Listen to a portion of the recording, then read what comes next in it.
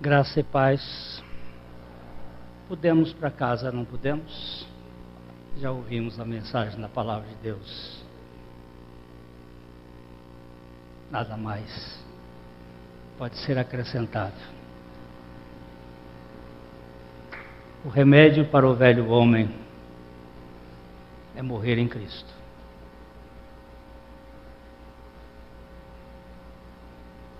Não tem solução para nós.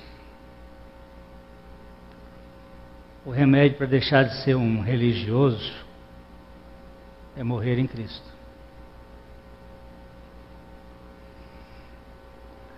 Isto é a síntese de toda a mensagem do Evangelho. Deus foi muito gracioso ao usar o Júlio para compor essa música. Ela sintetiza os dois vetores da fé cristã. Um Deus que se importa e que mata. E um Deus que nos vivifica em Cristo. Isso é demais para nós.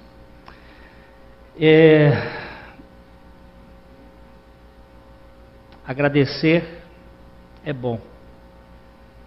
Viver agradecido é muito melhor. Poder ter aqui agradecer é uma coisa fantástica. Jesus uma vez curou 10 leprosos e um só voltou para agradecer. E ele disse: não eram 10? Que Deus 9. E eu hoje queria expressar minha gratidão à igreja, primeiro a Deus, pelo gesto de amor. Hoje eu faço 40 anos como um dos pastores dessa igreja. Para mim é um milagre da graça. Quero agradecer profundamente ao Senhor e agradecer à igreja por me suportar, por me aguentar esses 40 anos. Assim como eu agradeço minha esposa por me tolerar esses 42 anos de casado, porque não é fácil. Uma vez o Tortosa estava recebendo uma homenagem da igreja e ele disse assim: se vocês soubessem de fato quem eu sou, vocês não me davam essa homenagem. Mas como Deus sabe quem eu sou, Ele me dá a sua graça. Isso é muito, muito lindo.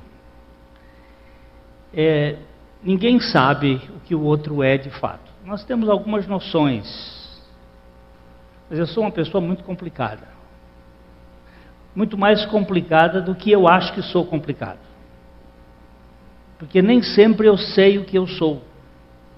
Tem coisas ocultas.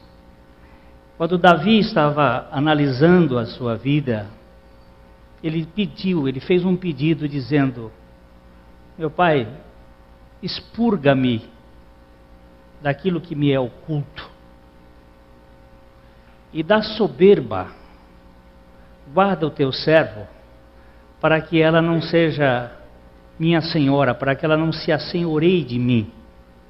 Aí ele usa: então, serei sincero e ficarei livre de grandes transgressões.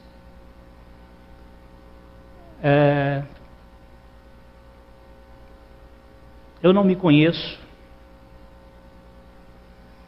minha esposa não me conhece, mas Deus me conhece. A igreja também não me conhece, mas Deus me conhece. E Ele ainda não desistiu de mim.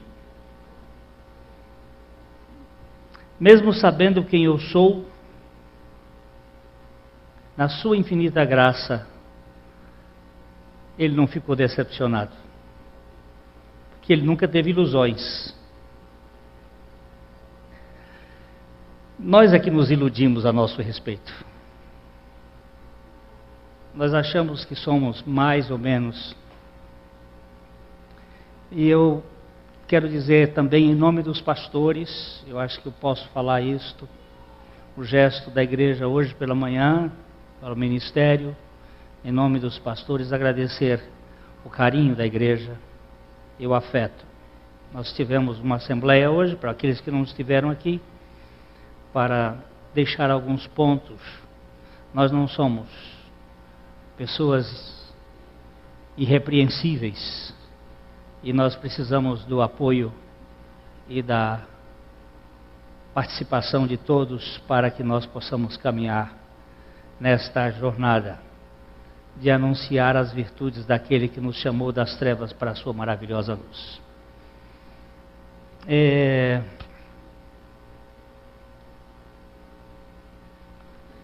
Eu acho que a gente já pode continuar o salmo. Onde é que nós estamos?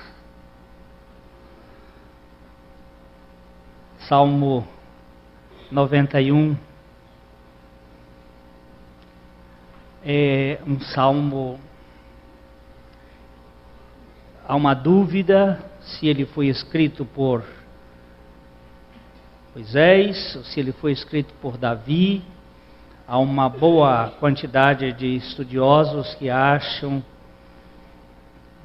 uma boa quantidade que acha que foi Moisés que escreveu, outros acham que foi Davi.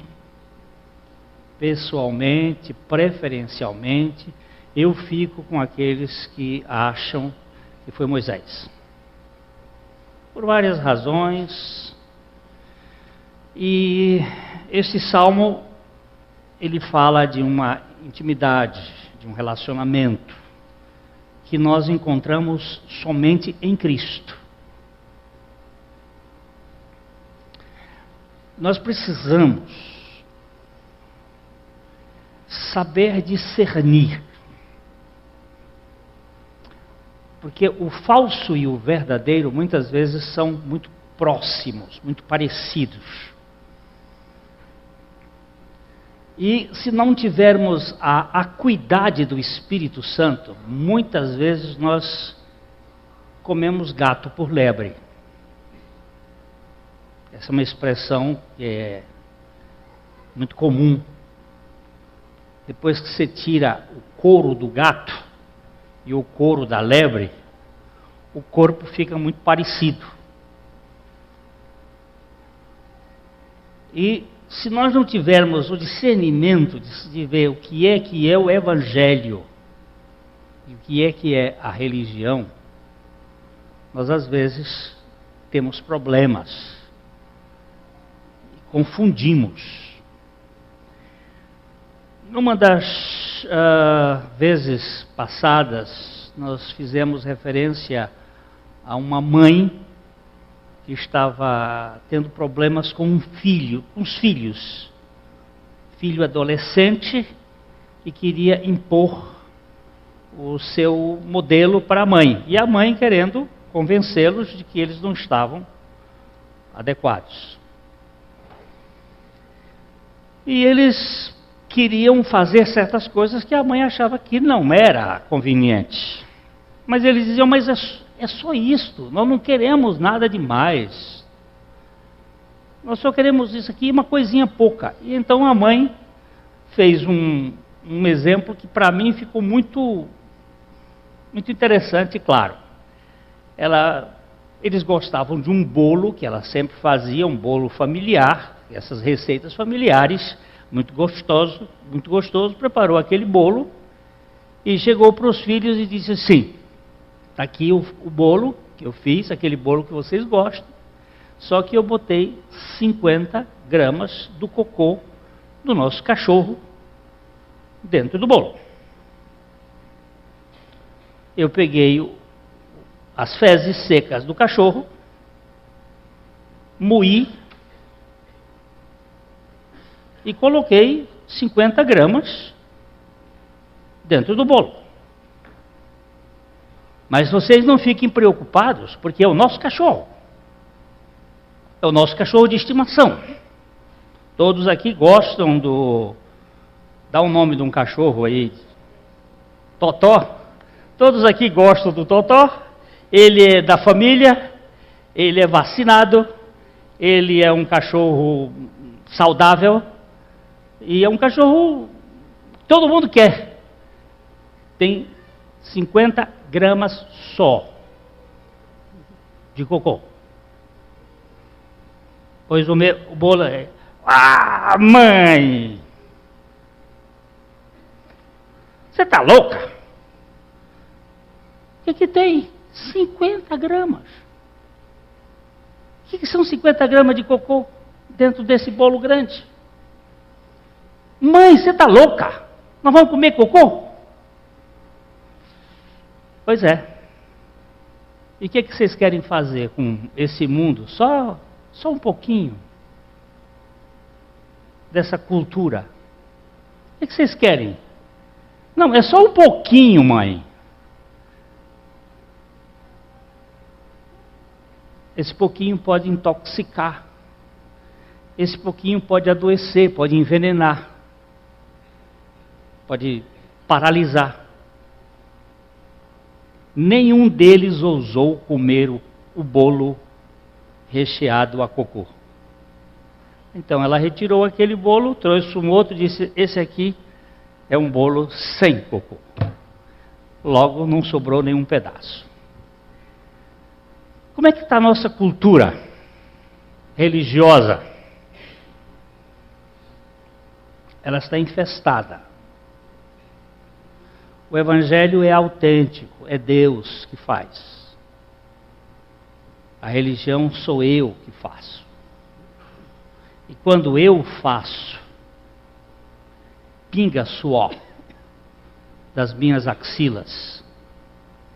E quando pinga suor, infecta, porque tem glória, tem mérito, tem aqueles sentimentos de que eu fiz, e isso adoece o relacionamento.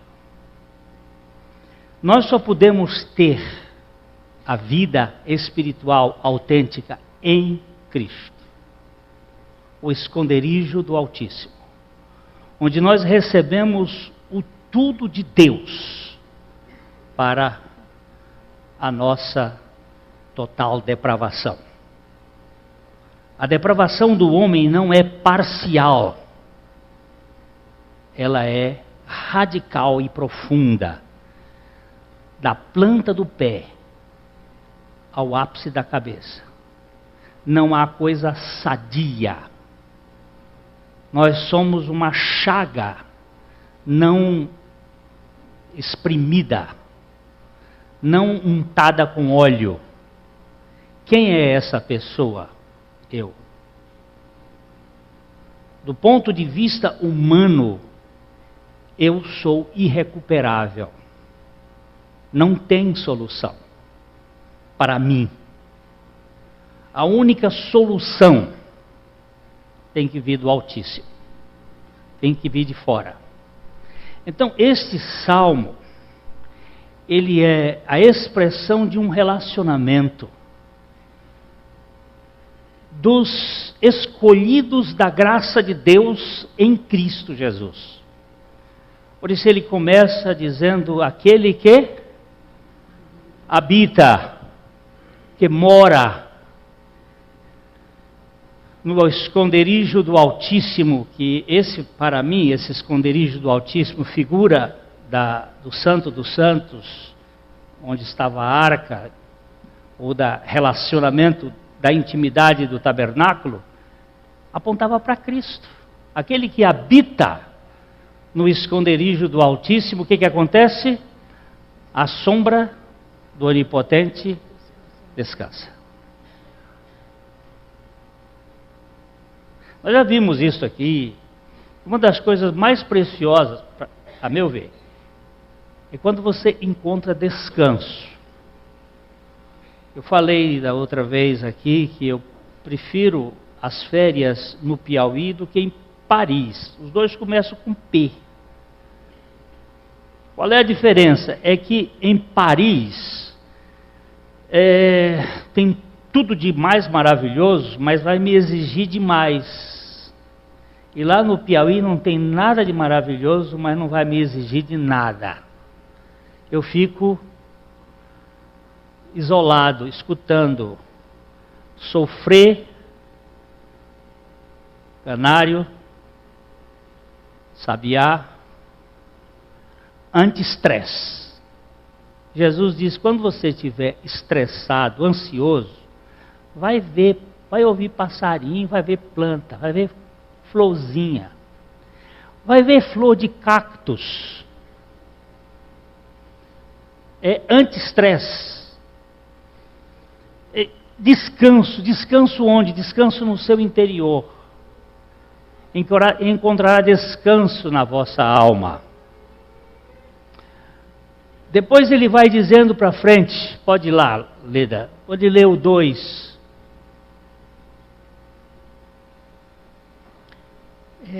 O que habita no esconderijo do Altíssimo e descansa à sombra do Onipotente, diz ao Senhor: meu refúgio e meu baluarte, Deus meu em quem confio. Pois ele te livrará do laço do passarinheiro e da peste perniciosa. Nós temos aí visto que tudo que nós temos em Cristo Jesus, abrigado nele, é descanso, é libertação, é confiança. Ele nos livra. Nós vimos vários laços do passarinheiro e várias pestes perniciosas que andam ao nosso redor, por todo lugar onde nós vivemos, nós encontramos isto. Versículo 4. Cobrir-te-á com as suas penas, e sob suas asas estarás seguro. A sua verdade é pavês e escudo. A irmã Olga esteve me contando na vez que nós passamos por esse texto aqui, que um dia ela ia viajando com o Carlos, perto de Paranavaí, e eles viram uma perdiz atravessando a estrada com uma ninhada, um bocado de filhotes. Eles vinham com uma certa velocidade, o Carlos percebeu e começou a diminuir a velocidade. Ela passou com uma renca de filhos, mas uma turma ficou para trás.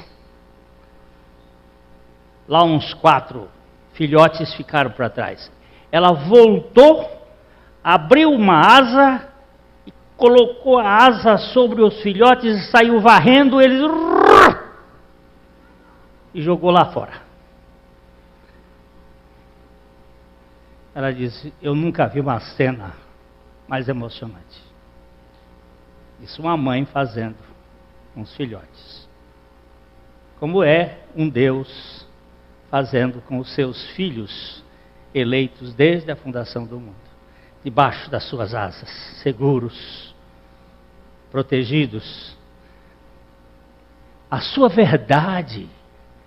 Nós falamos bastante aqui sobre a questão de verdade, porque nós estamos vivendo a era pós-Hegel.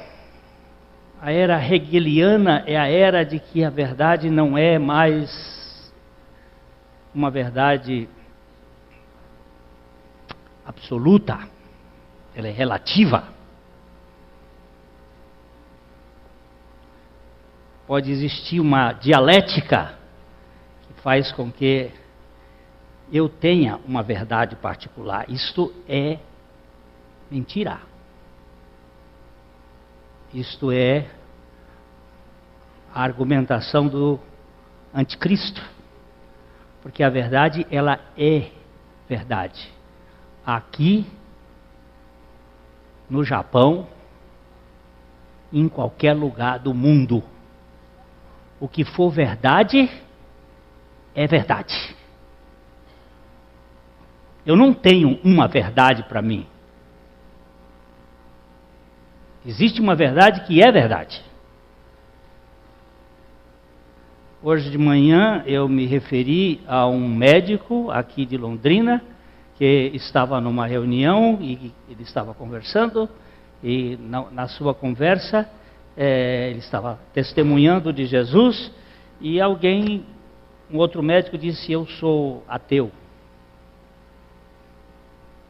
E a esposa desse médico resolveu, para não haver problemas de discussão, às vezes as pessoas não gostam, disse: meu bem, bom não falar sobre esse assunto, porque fulano, ele é ateu. Ele disse: por favor, fale, porque eu sou ateu, mas eu sou infeliz. Eu gostaria de ter fé. E de ter isso que você tem. Pode continuar no assunto. Porque ninguém pode ser feliz confiando em si mesmo. Confiando num ser que termina na morte. O apóstolo Paulo diz que se a nossa esperança se resume apenas a esta vida, nós somos os mais infelizes de todos os homens. Os mais desgraçados. Se a sua esperança vai terminar numa lápide, aqui jaz, eu posso dizer para você que você é um ser absolutamente infeliz.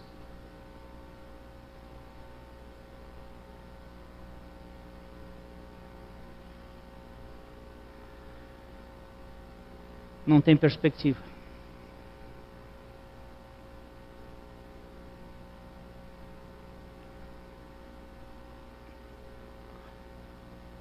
A verdade de Deus, ela é a minha segurança. Dr. Adalton Lourenço, que esteve em nossa comunidade uma vez, estava falando numa universidade aqui no Brasil, e um professor contestava, porque ele era evolucionista. Dr. Adalton é um criacionista,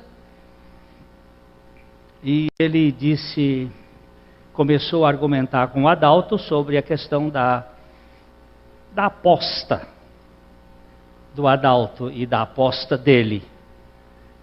Ele disse: se minha aposta estiver certa de que não há Deus nesse universo, não há Criador, se a minha aposta estiver certa e você estiver errado, o Adalton virou para ele e disse: se a sua aposta estiver certa, eu não perdi nada.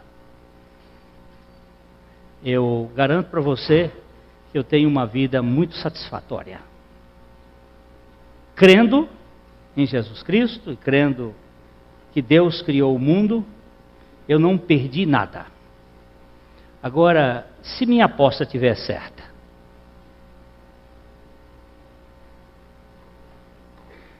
aí ele disse: se a sua aposta estiver certa, a minha vida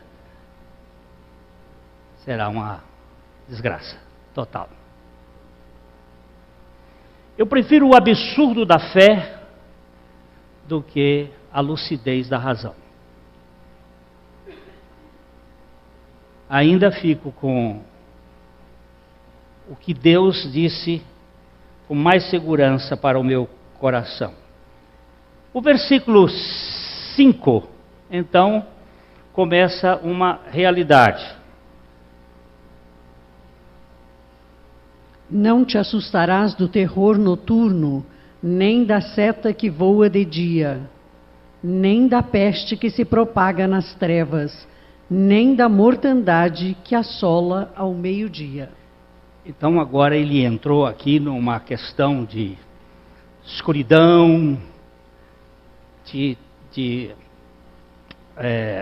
seta, peste, mortandade. Meus irmãos, eu não creio que isso esteja falando do ponto de vista da biologia. Aqui está tratando de algo um pouco mais fora das 3 dimensões. Eu creio que o versículo 1 de Gênesis 1 é um versículo completo.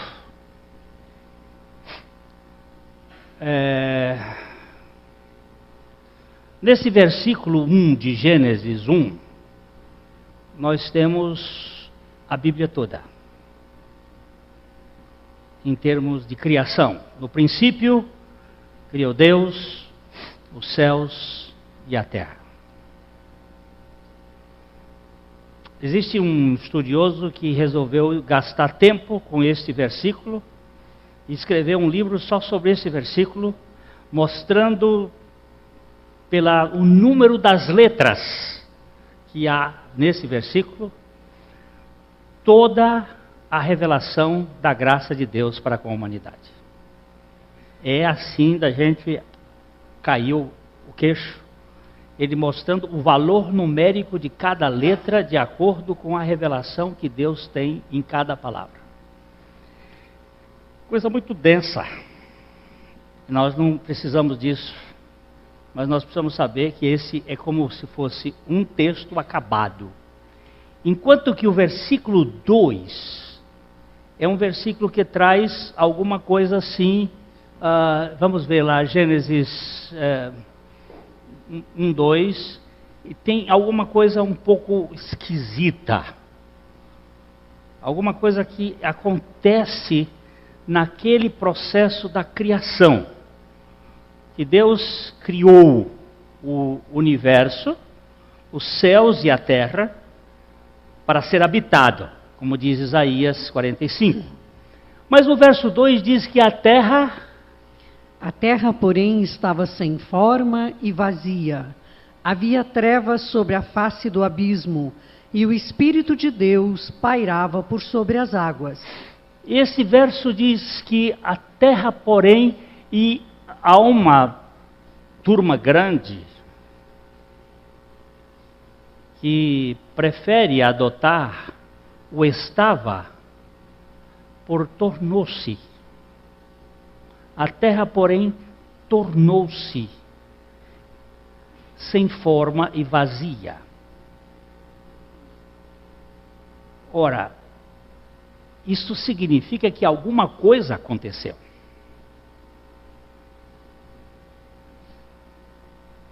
Algo estranho aconteceu, que a terra tornou-se sem forma e vazia.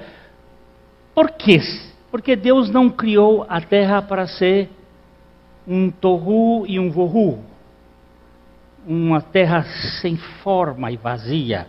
Ele criou a terra para ser habitada. Ele não criou a terra para ser um caos, mas para ser um cosmos. E aparece esta palavra trevas. E havia trevas. Havia trevas sobre a face do abismo. Trevas. Vamos dar uma olhadinha em João, 1 João 1,5. 1 João 1,5.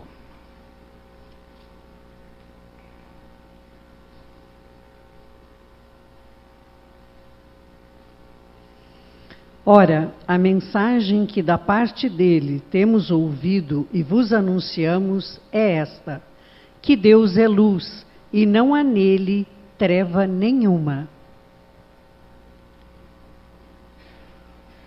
Se não há treva em Deus, de onde apareceram aquelas trevas do capítulo 1, verso 2 de Gênesis?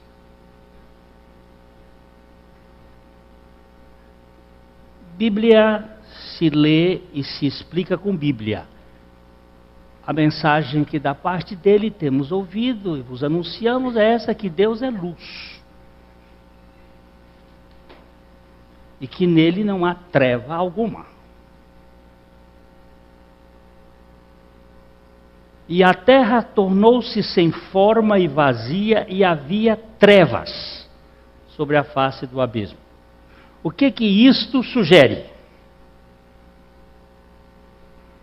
Que por alguma razão, que nós não temos muito claro a explicação, a Bíblia deixou uma brecha dentro do aspecto da revelação de uma queda. Essa queda seria a queda luciferiana. Lúcifer é um anjo de luz. Mas ao cair, e ele caiu por si mesmo, é o chamado pecado endógeno, não um pecado exógeno. O pecado exógeno vem de fora para dentro. O endógeno vem de dentro dele mesmo. Ele, por alguma razão, quis ser Deus. Nenhum ser criado pode ser o Criador. O Criador não é uma criatura. Ele é o Criador. Mas aquele ser quis ser, e ele teve uma queda. E esta queda ele despencou, como diz o Apocalipse, com 1/3 dos anjos celestiais. Caíram com ele. E esta queda veio para a terra e gerou um caos, uma confusão. De modo que Gênesis 1:3 é uma restauração. Vamos para Gênesis 1:3. Disse Deus: haja luz, e houve luz. Havia trevas, luz e trevas são opostos. Onde a luz entra, as trevas saem. Havia trevas, então nós estamos num mundo, um mundo restaurado pela luz. Mas é um mundo em que existe os vestígios do mundo das trevas.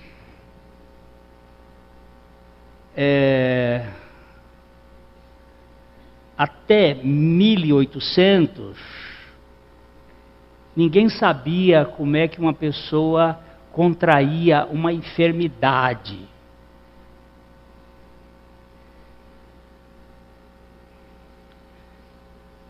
Por que francês não tomava banho? Vocês sabem por quê? Acreditava-se que as doenças vinham pela água. Por isso, Luís XV criou os perfumes franceses, para poder dar um pouquinho mais de cheiro nas pessoas, porque não dava para ficar sem tomar banho.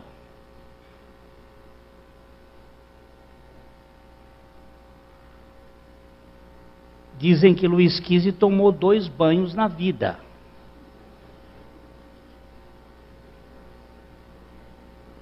E quando ele fazia as suas necessidades, vinha um criado e molhava um pano para limpar. Ou quando ele tinha uma relação, era um pano molhado. Mas de 1800 para cá, depois do microscópio, nós começamos a ver que havia uma vida de micro-organismos que não era vista, porque faltava o aparelho para ver. Também no espaço do macro, chegaram a contar 1054 estrelas. No céu só tinha 1054 estrelas. Eles ficavam contando. Depois veio o telescópio. E aí começaram a descobrir que o negócio é mais grande, não é maior não. Que só na nossa galáxia,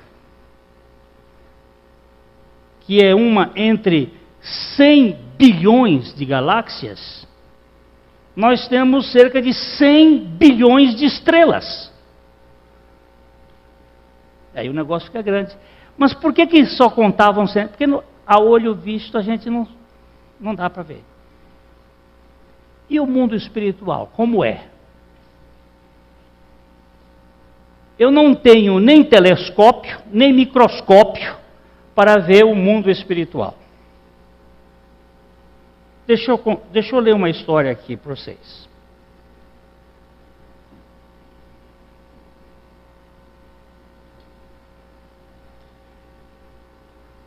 Essa história aconteceu nos anos da grande crise econômica mundial em Chicago, nos Estados Unidos, entre os anos de 1930 e 33. Era ainda muito cedo, de madrugada, quando o Dr. Brown foi despertado pelo telefone, que não deixava de tocar.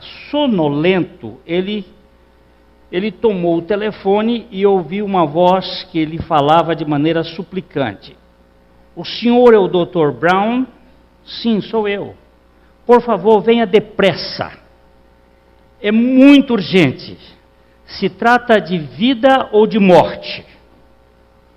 Vou já. Onde o senhor mora?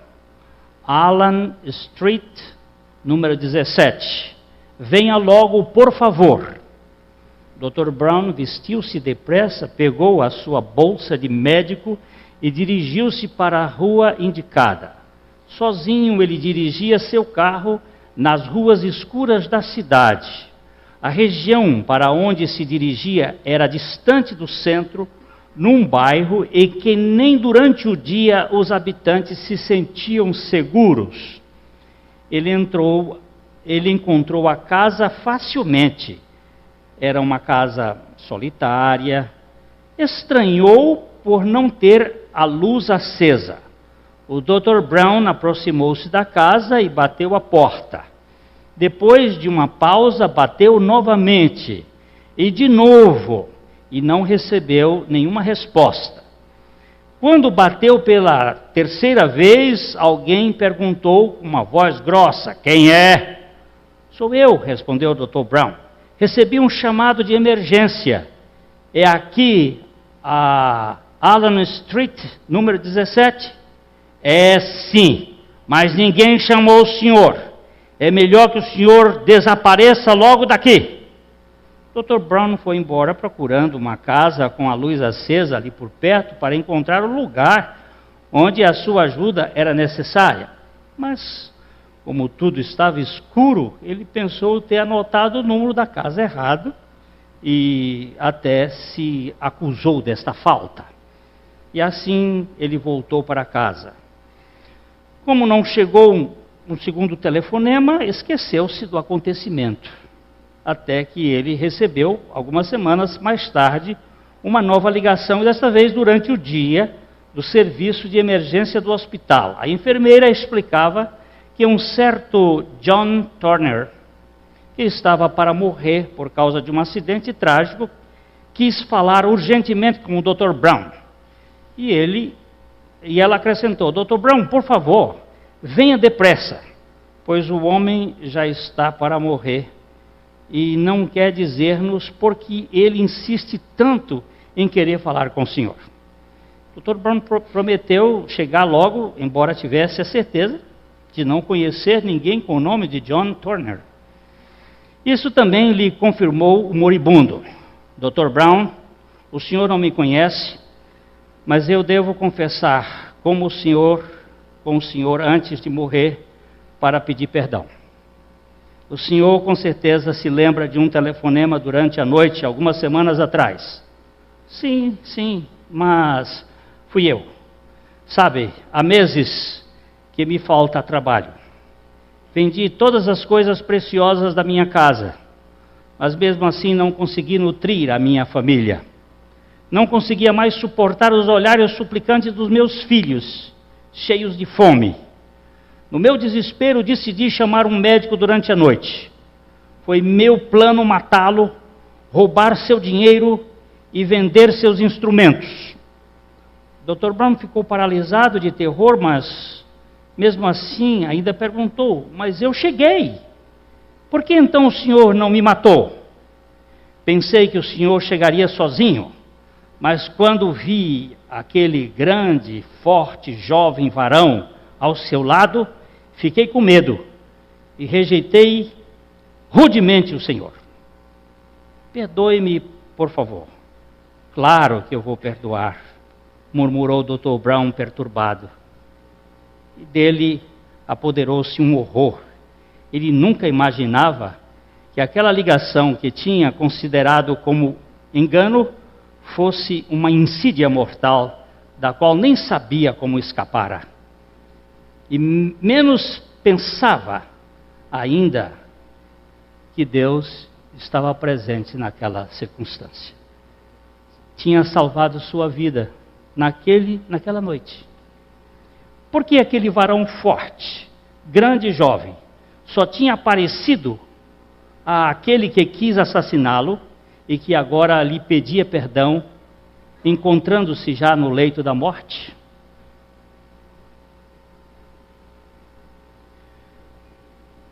Como são admiráveis os caminhos de Deus. Eu não sei, aqui eu vejo vocês, nós vemos a terceira dimensão, mas aqui não só tem nós, não. A minha Bíblia diz que existe uma assembleia de anjos, de seres espirituais, que eu não posso ver com a lente dos meus óculos, que você não pode perceber. Eu peguei essa história, mas eu tenho pelo menos umas 20 histórias iguais a estas. O que Deus está fazendo? Não temerei terror noturno. O que é terror noturno? Possivelmente não se trata daquela síndrome que acontece com crianças de 2 a 5 anos e às vezes de pessoas mais velhas, de pavores da noite. É uma expressão muito peculiar da Bíblia, ligada a uma espécie de espírito das seduções, Lilith. Uma figura maligna que mantém o mundo das seduções no sistema da carne, trazendo as pessoas escravas de paixões e criando vícios tão profundos que as pessoas não conseguem se libertar daquelas incitações na alma. São muito mais fortes do que, por exemplo, o sujeito que fica viciado em crack.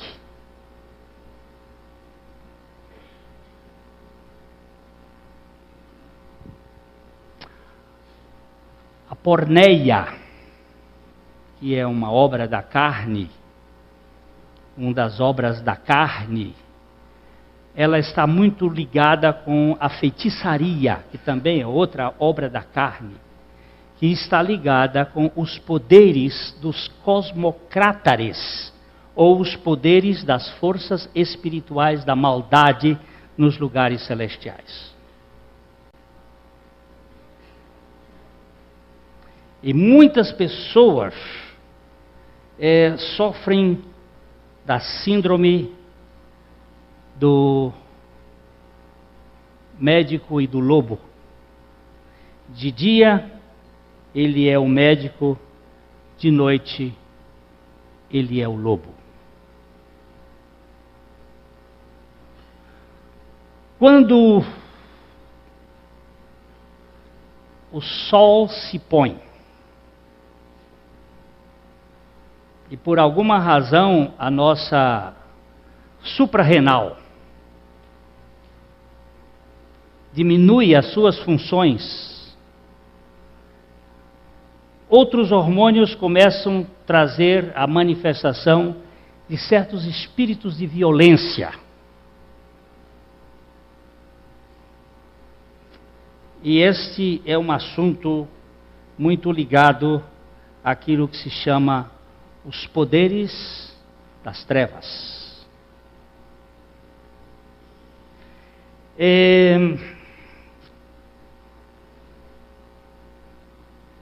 Para tirar o povo de Israel do Egito, Deus usou 10 pragas. Cada praga tinha como finalidade tripudiar sobre a cabeça de um deus daquela cultura.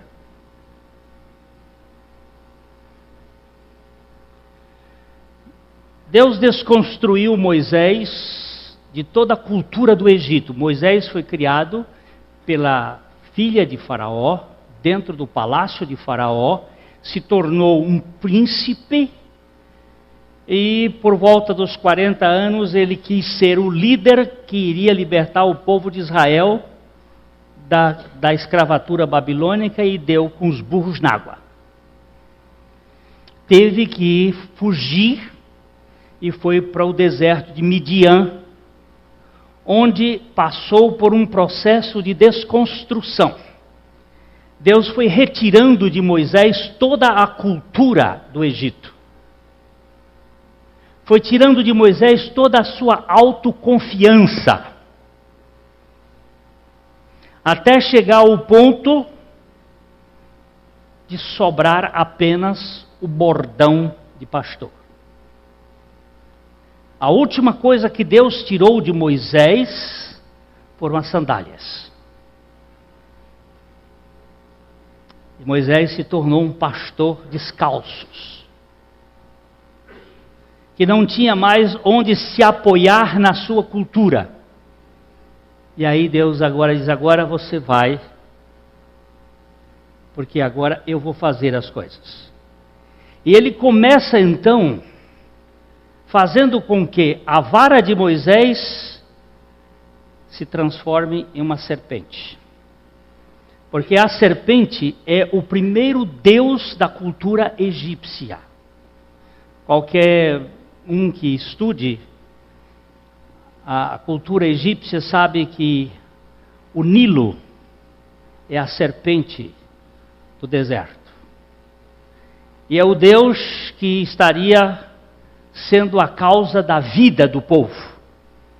E a primeira coisa que Deus faz, a primeira praga, foi transformar água em sangue. E toda aquela caminhada vai sendo a destruição de deuses. A segunda praga são as rãs, que é a destruição da deusa Heket, que tem a cabeça de rã, é o anfíbio, duas vidas, é a dualidade, tem toda uma coisa, não vamos gastar tempo com isso não. Mas só para dizer aqui, a terceira praga é chamada em algumas traduções de piolho, mas na verdade não é piolho a melhor tradução, é mosquito, Aedes aegypti.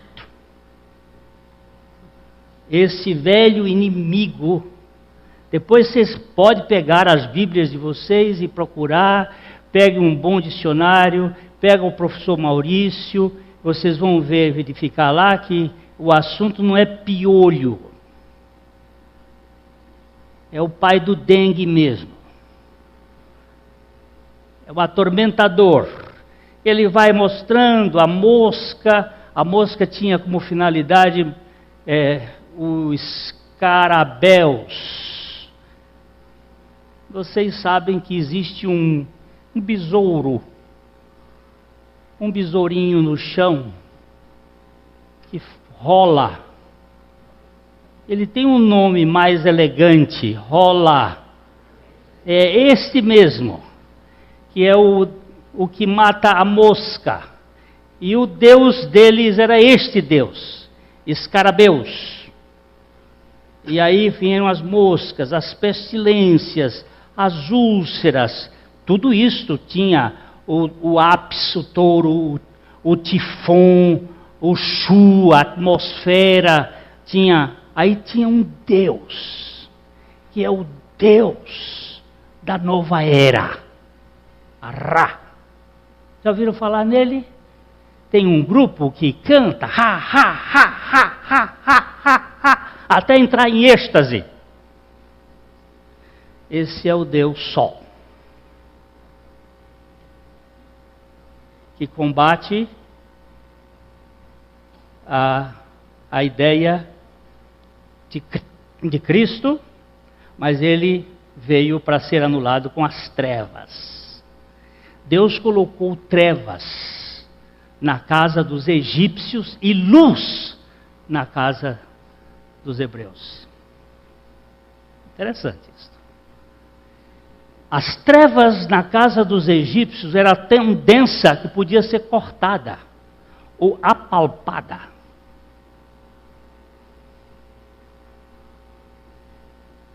São as trevas do Deus deste século que cegou o entendimento dos incrédulos para que lhes não resplandeça a luz do Evangelho da glória de Deus na face de Cristo.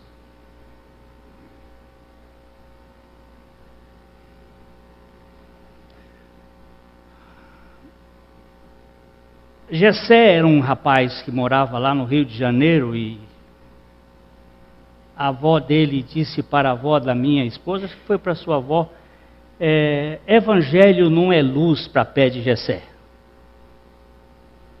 Você não entende isto, mas evangelho é coisa para quem Deus revela. E eu me impressiono quando uma pessoa diz assim, eu estou buscando Deus, eu tenho que dizer para ele, lamento de dizer, é mentira sua, é Deus que está buscando você. Porque nunca eu encontrei uma pessoa que buscasse a Deus sem que Deus antes tivesse buscado ela.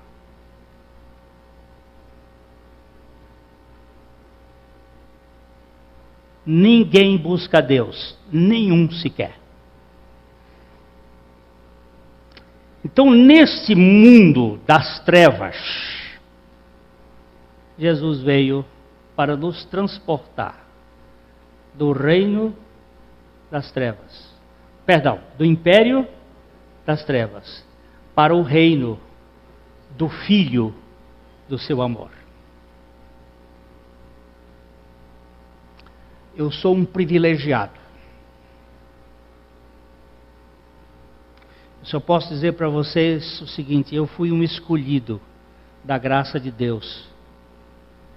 Eu não posso dizer isso por você, isso você tem que ver se é este o seu caminho.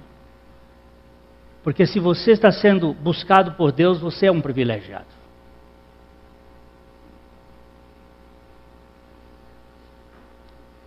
E você saiu deste império para...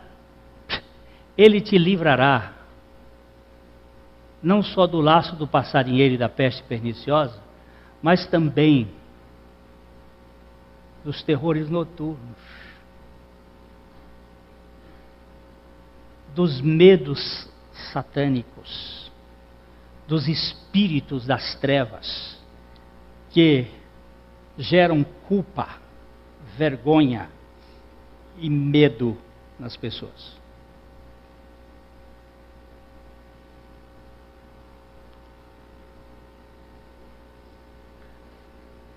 É um assunto que eu não gosto de tratar sobre o mundo das trevas, porque eu fui captado para o mundo da luz. Mas só para dizer, existe muitas pessoas que estão dominadas pelos terrores noturnos. pelos medos das obras malignas. Contando um caso, irmã Helena Darlene Glória. Toda nudez será castigada. Ela fez esse filme do Nelson Rodrigues. Ela esteve aqui na nossa igreja. Saindo para jantar com ela, ela nos contou que durante muitos anos ela viveu escrava dos terrores noturnos. Não só ela, mas os seus filhos. E ela tinha que pagar caro para os bruxos destruírem as forças. Ela tem um filho chamado Saulo, em que ela recebia os telefonemas desses dominadores dos cosmocrátares e que falam em nome deles e dizia: se você não pagar tanto, vai acontecer um acidente com Saulo.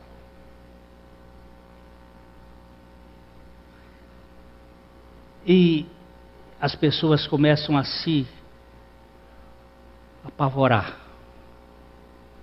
e a ficar angustiadas. Mas Ele te livrará desta coisa. Há um Deus poderoso, todo suficiente, que não deixará você ficar assustado com os terrores noturnos, com as obras das trevas, da sombra, da morte. Ainda que eu ande pelo vale sombrio da morte, eu não temerei mal algum, porque tu estás comigo. A tua vara e o teu cajado me dão consolo. Não é porque eu mereça, é porque Ele tem as suas asas sobre mim. Não é porque eu corresponda, é porque Ele, o Todo-Poderoso, decidiu tomar conta de mim e de você.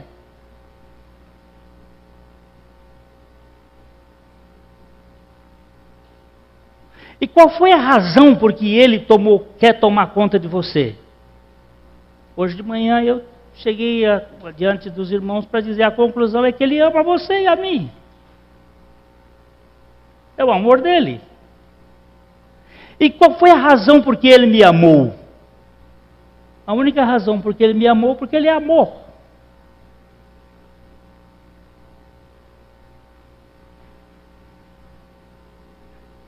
Agora eu não sei por que uma pessoa diante de um amor desse não quer receber esse amor. Isso eu não sei explicar. Eu estava numa casa, eu estava com pressa e a irmã chegou e disse: pastor, entra. Eu digo: não, eu estou com muita pressa. Não, mas entra, pastor. Não, eu não estou com muita pressa, mas entra, pastor. Não, eu preciso fazer umas coisas. Mas se o senhor nos ama, o senhor entra. Não, isso é pegar no pé. Eu digo: agora eu não tenho saída. O amor me constrangeu a entrar. E o amor de Cristo nos constrange a julgar isto. Um morreu por todos, logo todos morreram. Eu não sei como, não sei porquê. O que eu sei dizer é que eu não tenho medo do terror noturno. Eu fui um especialista em assustar gente. Em toda a minha infância eu vivi para assustar. Eu vestia uma capa preta lá no interior do Piauí, pulava de cima de uma figueira no meio daquelas velhinhas que vinham da igreja. Se tiver inferno, para mim, eu teria que ir para um lugar mais quente no inferno, porque fazer isso com as velhinhas não era brincadeira, mas menino encapetado. Mas depois que o Senhor me livrou do medo noturno e das preocupações dessas trevas, quando a Carla disse assim: Glênio, eu tenho um congá ali no 5 Conjuntos, você pode ir lá quebrar comigo aquele negócio? Digo, vamos, minha filha. Vamos. Peguei minha caminhonete. Carla era uma menina que frequentou aqui a nossa igreja, ela morreu, era uma professora de educação física, e ela tinha um centro de buscar os espíritos das trevas. E nós fomos lá. Quando eu entrei, era um negócio bem grande, que tem vários congares. Não sei como é o plural, mas deve ser disso mesmo. E eu entrei pro dela, me cercaram 2 ou 3 pai de santo, não, pai de bruxo. E ficaram me olhando assim, nós pegávamos, eu digo, é só isso que tem aqui? A Carla chegou para mim e disse, pastor, o senhor não tem medo? Eu digo, medo de quê? De quem já foi vencido na cruz? Enchi a caminhonete, o irmão dela me encheu o carro dele, e era um bocado de barangandânio, e nós saímos ali na Saúl Elquinde para descer uma coisa para quebrar aquilo tudo e queimar. Saltou um cachorro policial de um muro mais alto do que assim, pulou por cima e veio em cima do meu carro. Eu bati o carro, matei o cachorro. Eu disse, isso é evidência de que as trevas estão em ação. São os poderes dos cosmocrátares que estão ali. E quando nós estávamos lá quebrando e queimando tudo aquilo, e vendo a obra da libertação, eu disse, Senhor, em mim não tem poder, mas todo o poder está em Jesus Cristo, que destruiu lá na cruz essas forças da maldade. Pastor Glênio, o senhor vai lá na minha fazenda, porque fizeram um serviço e mataram uma criança, enterraram a criança e fizeram um serviço para que eu perdesse tudo. Vamos lá. Mas chama a polícia junto também. Negócio de criança, chama a polícia junto também. São mais de 1000 crianças no Brasil sacrificadas anualmente.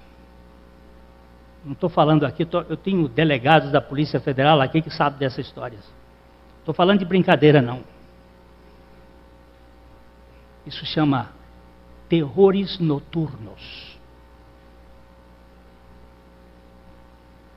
As obras das trevas. Lá em Brasília, é um dos centros mais elevados deles dentro dos palácios.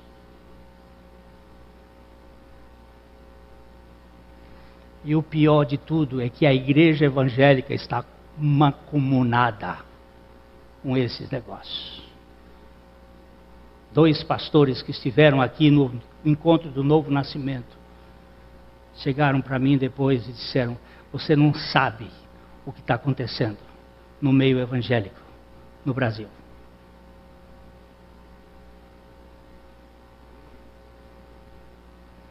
Isso faz parte dessas forças ocultas, dessas trevas.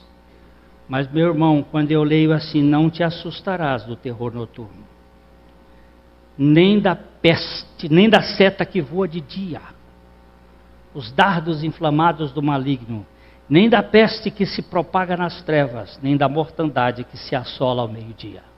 1000 cairão ao teu lado e 10.000 à tua direita, e tu não serás atingido. Onde? Em Cristo Jesus. Eu me lembro do dia que aquele moço, bem aqui nesse corredor, chegou para o pastor Abuchaim e disse, pastor Abuchaim, o diabo me ataca. Ele vem me dizer umas coisas. Aí a pastora Abuchaim disse, onde Cristo está, meu filho, em você? Ele disse, está em mim. Se está em você, diga para ele, venha. Pode vir. Vê se você vence Jesus. Eu não tenho forças para vencer você, mas Jesus já lhe venceu lá na cruz. Tem que ter medo. Não tem que ter pavor, porque Ele te livrará. Nós vamos parar aqui hoje e esperamos voltar domingo que vem, saber que em Cristo Jesus nós somos protegidos, nós somos guardados. Não tem que fazer oração de poder. Tem algumas pessoas que dizem assim, nós temos que ir lá naquele lugar, que lá tem uma oração poderosa. Oração poderosa é a sua, diante do trono de Deus. Pai Celestial, santifica o teu nome nesse negócio aqui. Essa é a oração poderosa, que confia naquele que tem todo o poder no céu e na terra. Não é gritando, nem falando alto, nem falando grosso, nem dizendo isso, nem aquilo, que vai acontecer. Deus desmancha toda a obra das trevas. A mensagem que você acabou de assistir faz parte do Ministério de Comunicação Palavra da Cruz. Temos um grande acervo de estudos bíblicos em áudio e vídeo. Distribuímos também gratuitamente o jornal mensal Palavra da Cruz. Entre em contato conosco pelo fone 0 operadora 43 3372 8900 ou pelo e-mail livraria@piblondrina.com.br. Visite-nos pelo site www.livrariapiblondrina.com.br ou acesse www.piblondrina.com.br. Graça e paz.